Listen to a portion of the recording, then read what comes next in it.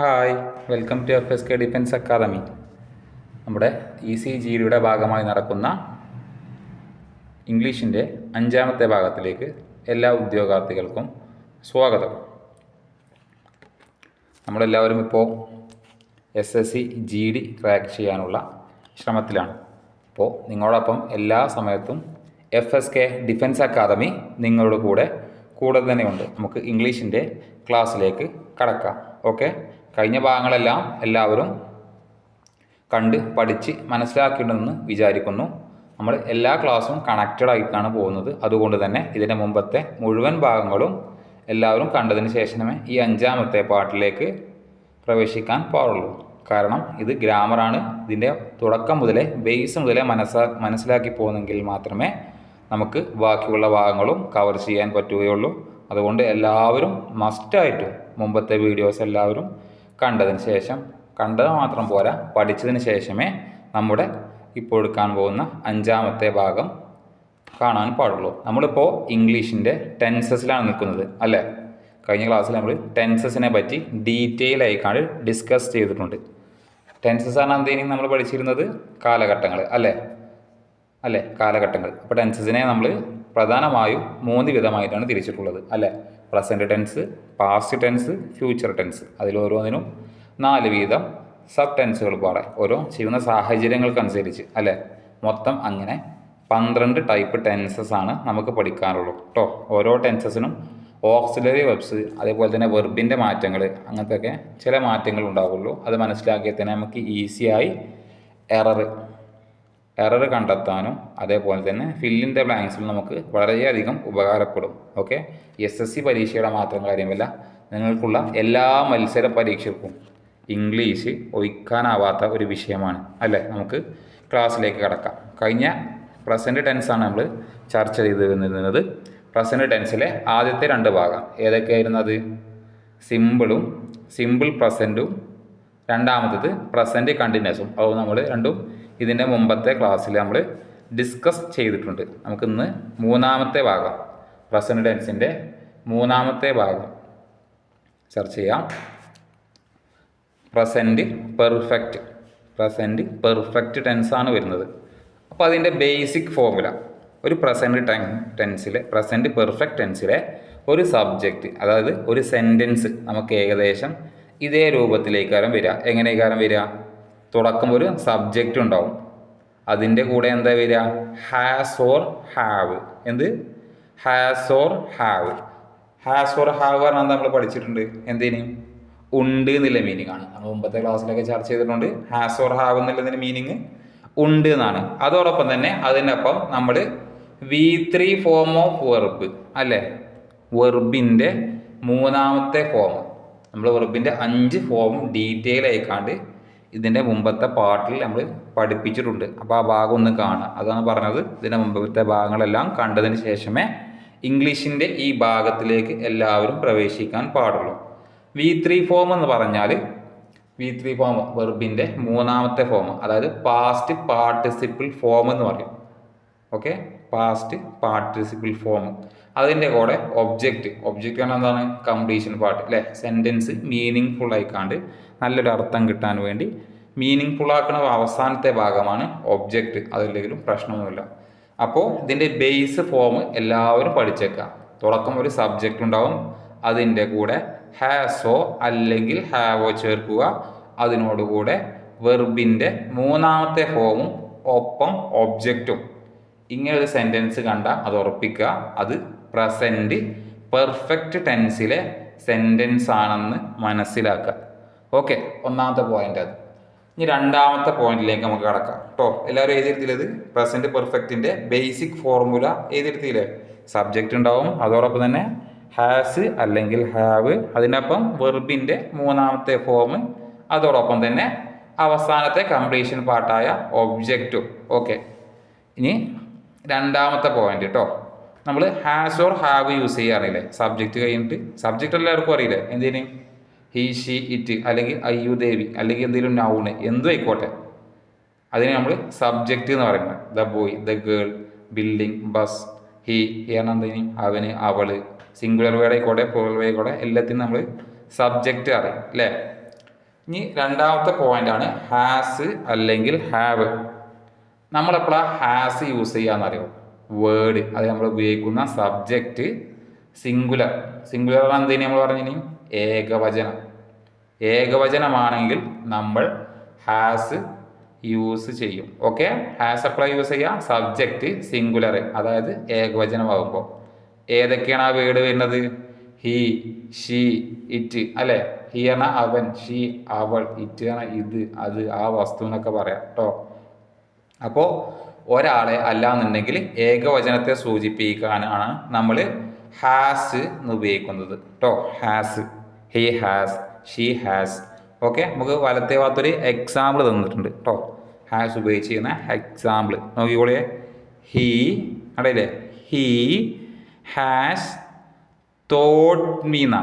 Thought എന്നില്ല എന്തിൻ്റെ V3 ഫോമാണ്? തോട്ട് പറഞ്ഞത് ടീച്ച് അല്ലേ? ടീച്ച് എന്നുള്ളതാണ് ഇതിൻ്റെ V1 ഫോം. ടീച്ച്. ടീച്ച് എന്ന് പറഞ്ഞാൽ എന്തിനും? പഠിപ്പിക്കുക അല്ലേ? തോട്ട് എന്ന് പറഞ്ഞാലും പഠിപ്പിച്ചിട്ടുണ്ട് എന്നുള്ള മീനിങ്. അപ്പോൾ ഒന്നായിട്ട് എന്താ മീനിങ് വായിക്കുക? ഹാസ് പറഞ്ഞാൽ ഉണ്ട് എന്നുള്ള അർത്ഥം. ഹി ഹാസ് തോട്ട് മീ, അവൻ എന്നെ പഠിപ്പിക്കുന്നുണ്ട്. ഓക്കെ, അവൻ എന്നെ പഠിപ്പിക്കുന്നുണ്ട് എന്നുള്ള മീനിങ് ആണ് he has thought me. Okay, അർത്ഥം നിങ്ങൾ പഠിക്കണ്ട. സബ്ജക്റ്റിൻ്റെ ആ സെൻറ്റൻസിൻ്റെ ബേസിക് കണ്ടില്ലേ? സബ്ജക്റ്റ് ആദ്യം വന്നു, എന്താണ്? ഹി എന്നുള്ളത്. പിന്നെ അതിനോട് ചേർന്ന് അത് സബ്ജക്റ്റ് സിംഗുലർ ആയതുകൊണ്ട് നമ്മൾ ഹാസ് യൂസ് ചെയ്തു. പിന്നെ അടുത്തത് വെർബാണ്. വെർബിൻ്റെ എത്രാമത്തെ ഫോമാണ് യൂസ് ചെയ്തത്? V3 ഫോം, മൂന്നാമത്തെ ഫോം കേട്ടോ. വെർബിൻ്റെ ഫോമൊക്കെ നമ്മൾ ഇതിന് മുമ്പത്തേതിൽ ഡീറ്റെയിൽ ആയി ചർച്ച ചെയ്തിട്ടുണ്ട്, അപ്പോൾ അത് കാണാം കേട്ടോ. അപ്പോൾ വെർബിൻ്റെ മൂന്നാമത്തെ ഫോമാണ് ടീച്ച് എന്നുള്ളതിൻ്റെ മൂന്നാമത്തെ ഫോമാണ് തോട്ട് എന്നുള്ളത്. അപ്പോൾ അത് യൂസ് ചെയ്തുകൊണ്ട് അങ്ങനെ ഒരു സെൻറ്റൻസ് നമ്മൾ ക്ലിയർ ചെയ്തിട്ടു. കുറച്ചും കൂടെ എക്സാമ്പിൾ നമുക്ക് പറഞ്ഞു തരും കേട്ടോ. ഈ രണ്ടാമത്തെ കേസ് എന്ന് പറഞ്ഞാൽ രണ്ടാമത്തെ പോയിന്റ് ഹാസിൻ്റെ കൂടെ സിംഗുലർ ആണ് യൂസ് ചെയ്യുക. മൂന്നാമത്തെ പോയിന്റ് ഇതിൽ വേണമുള്ളത് ഹാവ്. ഹാവിൻ്റെ കൂടെയാണ് നമ്മൾ എന്താ യൂസ് ചെയ്യുക? പ്ലൂറൽ. പ്ലൂറൽ പറഞ്ഞാൽ എന്താ? ബഹുവചനം അല്ലേ? ബഹുവചനം ഒന്നിൽ കൂടുതൽ എന്തിനെ സൂചിപ്പിക്കുന്നോ അതിൻ്റെ കൂടെയൊക്കെ നമ്മൾ ഹാവ് യൂസ് ചെയ്യണം. ഏതൊക്കെ ഹാവിൽ വരിക? ഐ എന്താ? ഞാൻ, യു, നിങ്ങൾ, ദേ, വി. ദേ പറഞ്ഞാൽ അവർ, വി പറഞ്ഞാൽ ഞങ്ങൾ. ഓക്കെ, ഇങ്ങനെ പ്ലൂറൽ സെൻറ്റൻസ് ബഹുവചനം എന്തൊക്കെ ബഹുവചനം ഉണ്ടോ അതിൻ്റെ കൂടെയൊക്കെ നമ്മൾ ഹാവ് യൂസ് ചെയ്യണം. ഹാവിൻ്റെ അർത്ഥം എന്താണ്? ഉണ്ട് എന്ന് തന്നെയാണ്. ഓക്കെ, മനസ്സിലായില്ല എല്ലാവർക്കും? അതിൻ്റെ ഒരു എക്സാമ്പിൾ നമുക്ക് നോക്കാം. വലത്തെ ഭാഗത്ത് തന്നെ നമ്മൾ കൊടുത്തിട്ടുണ്ട്. You have thought me. കണ്ടില്ലേ? സബ്ജക്റ്റ് മാത്രം മാറ്റിയിട്ടുള്ളൂ, എക്സാമ്പിൾ സെയിം തന്നെയാണ് അല്ലേ? യു നാക്കിയാൽ നിങ്ങൾ നായി, അപ്പോൾ അത് പ്ലൂറലായി. അതുകൊണ്ട് നമ്മൾ എന്താ യൂസ് ചെയ്തത്? ഹാവ് എന്നാണ് അല്ലേ? ഹാവ് എന്ന് യൂസ് ചെയ്തു. വെർബിൻ്റെ മൂന്നാമത്തെ ഫോം അതെന്താ? ടീച്ചിൻ്റെ മൂന്നാമത്തെ ഫോം തോട്ട്. മീ പറഞ്ഞാൽ എന്നെ എന്നർത്ഥം അല്ലേ? യു ഹാവ് തോട്ട് മീ, നിങ്ങൾ എന്നെ പഠിപ്പിക്കുന്നുണ്ട് എന്നുള്ള അർത്ഥം അല്ലേ? നിങ്ങൾ എന്നെ പഠിപ്പിക്കുന്നുണ്ട് എന്നുള്ള മീനിങ്. എല്ലാവർക്കും ഓക്കെ അല്ലേ? ഒരു പ്രസൻറ്റ് പെർഫെക്റ്റ് ടെൻസ് എങ്ങനെ ഉണ്ടാക്കുക ഒന്നും പാടെ പറഞ്ഞിട്ട് നമുക്ക് റിവൈസ് ചെയ്യാം. ഒരു പ്രസൻറ്റ് പെർഫെക്റ്റ് ടെൻസിൻ്റെ ബേസ് ഫോം എന്ന് പറഞ്ഞാൽ ഒരു സബ്ജക്റ്റ് ഉണ്ടാവും. സബ്ജക്റ്റ് നമുക്ക് എല്ലാ സെൻറ്റൻസിലും ഉണ്ടാവും കേട്ടോ. അത് ബേസിക്കാണ്, അത് അങ്ങനെ പഠിച്ചു വെക്കുക. പക്ഷേ പ്രസൻറ്റ് പെർഫെക്റ്റ് ആണ് നമുക്ക് തിരിച്ചറിയാൻ എന്തൊക്കെ ഉണ്ടാവും? ഹാസ് ഓർ ഹാവ് ഉണ്ടാവും അല്ലേ? ഹാസ് ഓർ ഹാവ് ഉണ്ടാവും. പ്ലസ് എന്തും പാടെ വേണം? വെർബിൻ്റെ മൂന്നാമത്തെ ഫോം. ഒരു സെൻറ്റൻസിൽ ഹാസോ അല്ലെങ്കിൽ ഹാവോ അതോടൊപ്പം വെർബിൻ്റെ മൂന്നാമത്തെ ഫോമും കണ്ടാൽ നിങ്ങൾ ഉറപ്പിക്കുക അതൊരു പ്രസൻറ്റ് പെർഫെക്റ്റ് ടെൻസ് ആണ്. ഓക്കെ, അതൊരു പ്രസൻറ്റ് പെർഫെക്റ്റ് ടെൻസ് ആണ്. നമുക്ക് കുറച്ചും പാടെ എക്സാമ്പിൾ നോക്കാം കേട്ടോ. എക്സാമ്പിൾ കൊടുത്തിട്ടുണ്ട് നമ്മൾ. She has gone to the school. She has gone to the school. Gone എന്നല്ല എന്തിനാണ്? ഗോ എന്ന് V1 ഫോമും വെൻറ്റ് എന്നുള്ളത് V2 ഫോമും ഗോൺ എന്നുള്ളത് മൂന്നാമത്തെ ഫോമും. പോയി എന്നുള്ള അർത്ഥമാട്ടോ വരുന്നത്. She has gone to the school. അവൾ സ്കൂളിലേക്ക് പോയിട്ടുണ്ട് എന്നുള്ള അർത്ഥമാക്കാനായിട്ട് അവൾ സ്കൂളിലേക്ക് പോയിട്ടുണ്ട്. ഷീ എന്നുള്ളത് സിംഗുലർ ആണ്, അതുകൊണ്ട് നമ്മൾ ഹാസ് യൂസ് ചെയ്തു. ഹാസ് വന്നതുകൊണ്ട് അപ്പോൾ നമ്മൾ V3 ഫോം യൂസ് ചെയ്തു. അപ്പോൾ അത് പ്രസൻറ്റ് പെർഫെക്റ്റ് ടെൻസായി. ഒരു ഉദാഹരണം പാടാൻ നമുക്ക് നോക്കാം. ഐ ഹാവ് സ്പോക്കൺ അല്ലേ? ഐ നമ്മൾ സബ്ജക്റ്റായി എടുത്തു, അതുകൊണ്ട് നമ്മൾ ഹാവ് എന്നുള്ളത് യൂസ് ചെയ്തു. ഐ പ്ലൂറൽ ആയതുകൊണ്ട് ഹാവ് എന്നുള്ള സെൻസിൽ യൂസ് ചെയ്തു. അതോടൊപ്പം തന്നെ വെർബിൻ്റെ മൂന്നാമത്തെ ഫോം യൂസ് ചെയ്തു. സ്പോക്കൺ എന്നതിൻ്റെ V2 ഫോമും V1 ഫോമും എന്താണ്? സ്പീക്ക്, സ്പീക്ക്ഡ്, സ്പോക്കൺ കേട്ടോ. വെർബിൻ്റെ മൂന്നാമത്തെ ഫോമാണ് സ്പോക്കൺ. ഐ ഹാവ് സ്പോക്കൺ, ഞാൻ സംസാരിച്ചിട്ടുണ്ട് എന്നില്ല കേട്ടോ. അടുത്ത എക്സാമ്പിൾ നോക്കിക്കോന്ന്. വി ഹാവ്, നോക്കിക്കോളൂ. വി ഹാവ് സീൻ, ഞങ്ങൾ കണ്ടിട്ടുണ്ട് അല്ലേ. വി യൂസ് ചെയ്തു. വി എന്ന് പറഞ്ഞാൽ എന്താണ്? ഞങ്ങൾ എന്നുള്ള അർത്ഥം അല്ലേ. വി എന്നുള്ളത് ഞങ്ങൾ എന്നുള്ള അർത്ഥം. വി ഹാവ് സീൻ, ഞങ്ങൾ. സീൻ എന്നുള്ള എന്താണ്? സീ എന്നുള്ള എന്താണ്? കാണുക. സീ, സോ, സീൻ മൂന്നാമത്തെ ഫോം കേട്ടോ. ഞങ്ങൾ കണ്ടിട്ടുണ്ട് എന്നുള്ള അർത്ഥം കേട്ടോ. എല്ലാവർക്കും ഈ ടെൻസ് മനസ്സിലായെന്ന് വിശ്വസിക്കുന്നു. പ്രസൻറ്റിൻ്റെ മൂന്നാമത്തെ ടെൻസ് അല്ല, പ്രസൻറ്റ് പെർഫെക്റ്റ് കണ്ടിന്യൂസിൽ നമ്മൾ വരുമ്പോൾ ഒരു സബ്ജക്റ്റ് ഉണ്ടാവും, അതോടൊപ്പം തന്നെ ഹാസ് അല്ലെങ്കിൽ ഹാവ് ഉണ്ടാവും, അതിൻ്റെ കൂടെ വെർബിൻ്റെ മൂന്നാമത്തെ ഫോം യൂസ് ചെയ്യുക. എല്ലാവർക്കും മനസ്സിലായെന്ന് കരുതുന്നു, വിശ്വസിക്കുന്നു. നമുക്ക് പ്രസൻറ്റ് ടെൻസിൻ്റെ നാലാമത്തതും അവസാനത്തുമായ ഭാഗത്തേക്ക് പോകാം. പ്രസൻറ്റ് പെർഫെക്റ്റ് കണ്ടിന്യൂസ് കേട്ടോ. Present perfect continuous. ഒന്നാമത്തെ നമ്മളെന്താ പറഞ്ഞതിന്? Simple present. രണ്ടാമത്തത് പ്രസൻറ്റ് കണ്ടിന്യൂസ്. മൂന്നാമത്തത് പ്രസൻറ്റ് പെർഫെക്റ്റ്. ഇതപ്പോൾ നാലാമത്തെ നമ്മൾ പഠിക്കാൻ പോകുന്നു പ്രസൻറ്റ് പെർഫെക്റ്റ് കണ്ടിന്യൂസ് കേട്ടോ. Perfect continuous. അതിൽ ഒരു സെൻറ്റൻസിൻ്റെ ഫോർമുല എങ്ങനെയെന്ന് വിവരിച്ചാൽ, ഫസ്റ്റ് ഒരു സബ്ജക്റ്റ് ഉണ്ടാവും, അതാണ് നമ്മൾ എസ് കൊണ്ട് സൂചിപ്പിക്കുന്നത് കേട്ടോ. എസ് പ്ലസ് ഒരു സബ്ജക്റ്റ് ഉണ്ടാവും. സബ്ജക്റ്റ് എല്ലാവർക്കും പറയാമെന്ന് വിശ്വസിക്കുന്നു. അതിൻ്റെ കൂടെ ഹാസ് അല്ലെങ്കിൽ ഹാവ് ഉണ്ടാവും അല്ലേ. നമ്മൾ പ്രസൻറ്റ് പെർഫെക്റ്റ് ടെൻസിലും ഏകദേശം അങ്ങനെ തന്നെ. സബ്ജക്റ്റിൻ്റെ കൂടെ has or have plus plus ഇവിടെയാണ് മാറ്റം വരുന്നത് കേട്ടോ. പ്ലസ് ബീനും എന്നും പാടെ ആഡ് ചെയ്യും. എന്ത്? ബീന്നുള്ളതും ആഡ് ചെയ്യും. പ്രസൻറ്റ് പെർഫെക്റ്റ് കണ്ടിന്യൂസിൽ ബീന്നുള്ളതും വരും. Has or have plus been plus. നോക്കിയ വെർബിൻ്റെ എത്രാമത്തെ ഫോം ആഡ് ചെയ്തിരിക്കണ്? നാലാമത്തെ ഫോം കേട്ടോ. V4 ഫോം, നാലാമത്തെ ഫോം. അതായത് ING ഫോം. വെർബിൻ്റെ ING ഫോം സിമ്പിളായി പറഞ്ഞ കേട്ടോ. നമ്മൾ പ്രസൻറ്റ് പെർഫെക്റ്റ്ലി എന്തെങ്കിലും യൂസ് ചെയ്തിനും ഹാസ് ഓർ ഹാവ് പ്ലസ് വെർബിൻ്റെ മൂന്നാമത്തെ ഫോം ആയിരുന്നു. എന്നാൽ പ്രസൻറ്റ് പെർഫെക്റ്റ് കണ്ടിന്യൂസ് ടെൻസിൽ നമ്മൾ ഹാസ് ഓർ ഹാവ് യൂസ് ചെയ്യുന്നുണ്ട്. അതിൻ്റെ കൂടെ ബീനും ഒപ്പം വെർബിൻ്റെ നാലാമത്തെ ഫോം, അതായത് ING ഫോമും. ഓക്കെ. പിന്നെ ഒബ്ജക്റ്റ് അല്ലേ. പിന്നെ ഒബ്ജക്റ്റും പാടെ വരുന്നുണ്ട്. പിന്നെ പ്ലസ് ഒരു 3 സംഗതി പാടെ ഏറെ കൊടുത്തേക്കണം അല്ലേ. സിൻസ് അല്ലെങ്കിൽ ഫോർ പ്ലസ് ടൈം. അതെന്താണെന്ന് പറഞ്ഞത് കേട്ടോ. സിൻസ് എന്ന് പറഞ്ഞാൽ അർത്ഥമാക്കുന്നത് നമ്മൾ മുതൽ കേട്ടോ. മുതൽ എന്നുള്ള അർത്ഥം, അതായത് നമ്മളെ സ്വത്ത് എന്നുള്ള അർത്ഥമല്ല, ഇത്ര മുതൽ. അതായത് ഞാൻ നിങ്ങളെ രാവിലെ മുതൽ പഠിപ്പിച്ചു കൊണ്ടിരിക്കുകയാണ്. രാവിലെ മുതൽ എന്നുള്ളതാണ് സിൻസ് കൊണ്ട് ഉദ്ദേശിക്കുന്നത്. അല്ലെങ്കിൽ ഇപ്പോൾ ഒരു ടീച്ചർ വരാണ് 56 വയസ്സൊക്കെ ആയിട്ട്, ഞാൻ കഴിഞ്ഞ 10 വർഷമായിക്കൊണ്ട് ഇവിടെ, അതായത് ഇപ്പോൾ ഏകദേശം ഇപ്പോൾ 2024 ഇയർ വരുന്നത്. അപ്പോൾ ടീച്ചർ പറയാണ് 2016 മുതൽ, സിൻസ് 2016 എന്ന് പറയുകയാണെങ്കിൽ 2016 മുതൽ ഞാൻ ഇവിടെ പഠിപ്പിച്ചു കൊണ്ടിരിക്കുകയാണ്. ഇപ്പോഴും ടീച്ചർ അവിടെ പഠിപ്പിക്കുന്നുണ്ട്. പക്ഷേ ടീച്ചർ എന്താ പറയുക? സിൻസ് 2016, 2016 മുതൽ ഞാൻ പഠിപ്പിച്ചു കൊണ്ടിരിക്കുകയാണെന്ന് പറയാം. അപ്പോൾ സിൻസ് അറിയുമ്പോൾ എന്തെങ്കിലും ഒരു കഴിഞ്ഞു പോയത് മീൻസാണ് അത് ഇപ്പോഴും കഴിഞ്ഞു പോയിട്ടുണ്ട്, ഒപ്പം ഇപ്പോഴും അത് കണ്ടിന്യൂ ചെയ്ത് കൊണ്ടിരിക്കുന്നതിലർത്ഥം, തുടർച്ചയായി കൊണ്ടുകൊണ്ടിരിക്കുന്നതിലർത്ഥം. സിൻസ് എന്നാൽ മുതൽ നിന്ന്. മനസ്സിലായെന്ന് വിശ്വസിക്കുന്നു. അടുത്തത് ഫോറും ഏകദേശം ഓളന്നില്ല. ഇപ്പോൾ ടീച്ചർ പറയാണ് ഞാൻ ഇപ്പോൾ 2024 വർഷമായി അല്ലേ, 6 വർഷമായി ഞാൻ ഇവിടെ പഠിപ്പിക്കുന്നു. അപ്പോൾ ടീച്ചർ 2024 ആണ് എന്താ മനസ്സിലാക്കേണ്ടത്? 2024 വർഷത്തോളം ഞാനിവിടെ പഠിപ്പിച്ചു കൊണ്ടിരിക്കുന്നു. രണ്ടിനും ഡിഫറൻസ് മനസ്സിലായില്ല നിങ്ങൾക്ക്? സിൻസ് യൂസ് ചെയ്യുകയാണെങ്കിൽ മുമ്പത്തത്, അതായത് സിൻസ് 2016 എന്ന് പറയുകയാണെങ്കിൽ 2016 മുതൽ ഞാനിവിടെ പഠിപ്പിച്ചു കൊണ്ടിരിക്കുന്നു. അല്ലാതെ ഫോർ 2024, ഫോർ 2024 എന്നാൽ 2024 വർഷത്തോളം, അതായത് 2024 എന്ന് പറയുമ്പോൾ എത്ര വർഷമായി? 16 ടീച്ചർ കയറിയത്. 16 കയറുമ്പോൾ 9 വർഷത്തോളം അല്ലേ, 9 വർഷത്തോളമായി ടീച്ചറുടെ പഠിപ്പിച്ചു കൊണ്ടിരിക്കുന്നു എന്നതിലർത്ഥം. അതാണ് ഈ അർത്ഥം വരുന്നത് കേട്ടോ. കുറച്ചും കൂടെ എക്സാമ്പിൾ പറയുമ്പോൾ നിങ്ങൾ കൂടുതലായി മനസ്സിലാകും. പിന്നെ ടൈമാണ്, അത് നമ്മൾ ടൈമും പാട് ആഡ് ചെയ്യാം കേട്ടോ.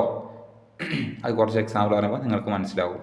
പിന്നെ ഒന്നാമത്തെ പോയിന്റ് അത് അല്ലേ, പ്രസന്റ് പെർഫെക്റ്റ് കണ്ടിന്യൂസിന്റെ ബേസിക് ഫോം, സെന്റൻസിന്റെ ബേസിക് ഫോം നിങ്ങൾ മനസ്സിലാക്കി വെക്കുക. സബ്ജക്റ്റ് ഉണ്ടാവും, അതിൻ്റെ കൂടെ ഹാസ് ഓർ ഹാവ് ഉണ്ടാവും, പിന്നെ അവിടെ നിന്ന് അങ്ങോട്ട് മാറും അല്ലേ. ബീന് ഒപ്പം വെർബിന്റെ 4ാമത്തെ ഫോം, അതായത് ING ഫോം, പിന്നെ ഒബ്ജക്റ്റ് പ്ലസ് സിൻസ് അല്ലെങ്കിൽ ഫോർ പ്ലസ് ടൈം. ഓക്കെ, അത് കുറച്ച് എക്സ്ട്രീം ലെവലാട്ടോ. നിങ്ങൾക്ക് GDയുടെ ആവശ്യത്തിന്, GDയുടെ എറർ മിസ്റ്റേക്ക് കണ്ടെത്താൻ തുടക്കത്തിലെ ഭാഗം മാത്രം മതി. ഏത്? സബ്ജക്റ്റ്, അതിൻ്റെ കൂടെ ഹാസ് ഓർ ഹാവ്, അതിൻ്റെ കൂടെ ബീന്, പിന്നെ V4, ഇത് മാത്രം പഠിച്ചാൽ മതി. ഈ സിൻസോ ഫോറോ നിങ്ങൾ പഠിച്ചില്ലെങ്കിൽ വേണ്ട. ഓക്കെ, കൂടുതൽ മനസ്സിലാക്കാൻ വേണ്ടിയാണ് നിങ്ങൾക്ക് ഈ സിൻസും ഫോറും പാടെ നിങ്ങൾക്ക് ആഡ് ചെയ്ത് തന്നത് കേട്ടോ. പിന്നെ ഹാവ് നമ്മളപ്പോൾ യൂസ് ചെയ്യുക. ഹാവ് നമ്മൾ പ്രസൻറ്റ് പെർഫെക്റ്റിൻ്റെ കേസിൽ പറഞ്ഞാണ് അല്ലേ. ഹാവ് നമ്മൾ പ്ലൂറൽ സെൻറ്റൻസിൻ്റെ കൂടെയാണ്. പ്ലൂറൽ പറഞ്ഞാൽ എന്താ? ബഹുവചനത്തിൻ്റെ കൂടെയാണ് നമ്മൾ ഹാവ് യൂസ് ചെയ്യേണ്ടത്. അതുപോലെ തന്നെ ഹാസ് നമ്മൾ എന്തിൻ്റെ കൂടെ യൂസ് ചെയ്യേണ്ടത്? സിംഗുലർ സബ്ജക്റ്റിൻ്റെ കൂടെയാണ് കേട്ടോ, ഏകവചനത്തിൻ്റെ കൂടെ. ഓക്കെ, എല്ലാവർക്കും മനസ്സിലായെന്ന് വിശ്വസിക്കുന്നു. നമുക്ക് 2 എക്സാമ്പിൾ കാണുമ്പോൾ നിങ്ങൾക്ക് കൂടുതലായി മനസ്സിലാകും. ഓക്കെ, എക്സാമ്പിൾ നോക്കൂ. ഐ എന്നുള്ളത് ഒരു പ്ലൂറൽ സെൻറ്റൻസ് ആയതുകൊണ്ട് നമ്മൾ ഹാവ് യൂസ് ചെയ്തു. I have plus have or has അല്ലേ. അതിൻ്റെ കൂടെ നമ്മൾ എന്താ ആഡ് ചെയ്യുക? പ്രസൻറ്റ് പെർഫെക്റ്റ് കണ്ടിന്യൂസ് ടെൻസിൽ ബീൻ എന്നും പാടെ ആഡ് ചെയ്യണം. അപ്പോൾ ഐ ഹാവ് ബീൻ, പിന്നെ വെർബിൻ്റെ എത്രാമത്തെ ഫോം ആഡ് ചെയ്യേണ്ടത്? 4ാമത്തെ ഫോം. 4ാമത്തെ ഫോം പറഞ്ഞാൽ ING ഫോം അല്ലേ. വെർബിൻ്റെ 1ാമത്തെ ഫോമിനോട് കൂടി ING കൂട്ടുന്നതാണ് വെർബിൻ്റെ 4ാമത്തെ ഫോം. അപ്പോൾ വർക്ക് എന്നാണ് വരുന്നത്, അതുകൊണ്ട് working. I have been working four ഒന്നും പാടെ നമ്മൾ ആഡ് ചെയ്തു അല്ലേ. ഫോർ 2 ഹവേഴ്സ് ടൈമും പാടെ നമ്മൾ കൊടുത്തു അല്ലേ, 2 മണിക്കൂർ. ഇതിൻ്റെ അർത്ഥം എന്താ വരുന്നത് വെച്ചാൽ ഞാൻ 2 മണിക്കൂറോളം ജോലി ചെയ്ത് കൊണ്ടിരിക്കുകയാണ്.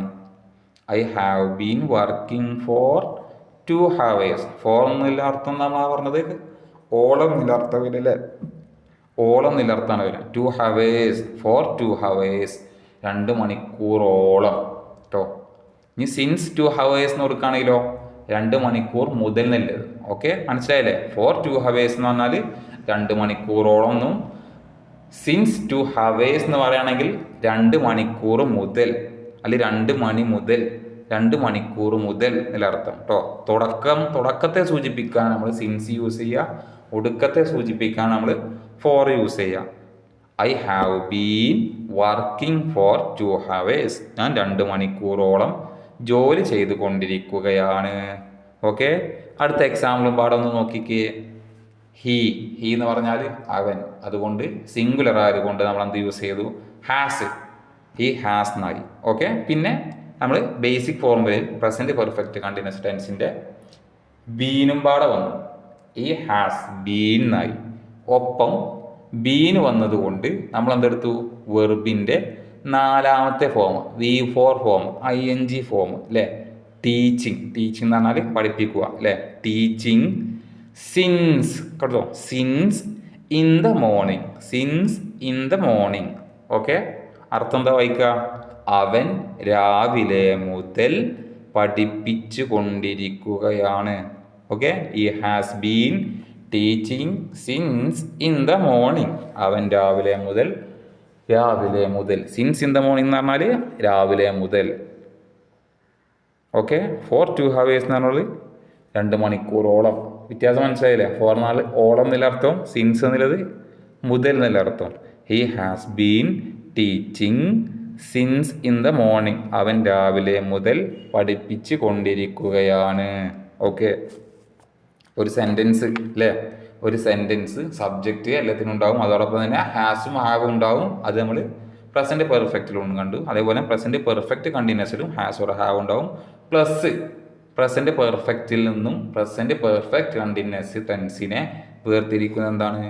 ബീനുണ്ടാവും, അതോടൊപ്പം തന്നെ V4 ഫോമാണ് യൂസ് ചെയ്യുക.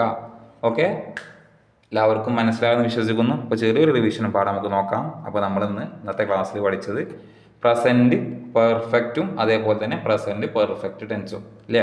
പ്രസൻറ്റ് പെർഫെക്റ്റിൽ നമ്മൾ സബ്ജക്റ്റ്, അതോടൊപ്പം തന്നെ ഹാസ് ഓർ ഹാവ്, അതിൻ്റെ ഒപ്പം വെർബിൻ്റെ മൂന്നാമത്തെ ഫോം. ഓക്കെ, ഹാസ് നമ്മൾ സിംഗുലറിൻ്റെ കൂടെയും ഹാവ് നമ്മൾ പ്ലൂറലിൻ്റെ കൂടെയും.